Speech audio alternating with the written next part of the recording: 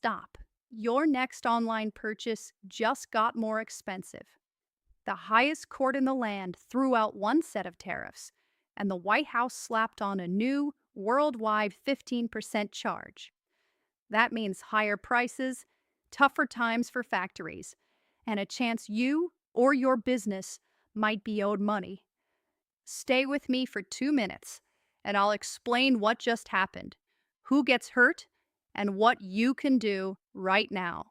The U.S. Supreme Court just said a previous round of emergency tariffs couldn't stand, but instead of calming things down, the administration moved fast and put a different global tariff in place, now set at 15%. That flip-flop creates chaos. U.S. Supreme Court made a legal decision. Then the White House reacted. And at the center of all this is one man whose trade moves keep changing the rules: Donald Trump. Experts are saying two things at once. Legally, the court reinforced limits on presidential power. Economically, people still feel the pain. Kimberly Clausing pointed out that courts did the right thing for the rule of law. But because the new tariff levels look a lot like the old ones, prices will still be high for months. And Abigail Hall warned that the biggest victim of all this is uncertainty. When businesses don't know the rules, they stop hiring and stop investing. Let me make it painfully simple. Tariffs are a tax on imports. If a product costs $100, a 15% tariff could add $15, and that extra cost often gets passed on to you. Groceries, electronics, clothing, car parts, everything can creep up in price. That's not theory, that's your wallet. There's also a real fight coming over refunds. If companies paid unlawful tariffs while the court case moved through the system, they, and possibly consumers, may be owed refunds from the government. That's what experts say is legally possible.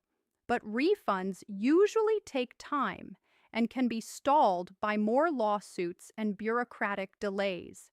So yes, you might get money back, but don't expect it tomorrow. Across the ocean, Europe is watching. Leaders there are fed up with unpredictable U.S. trade moves and are talking about coordinated responses. Germany's chancellor even said that constant tariff swings harm both sides of the Atlantic.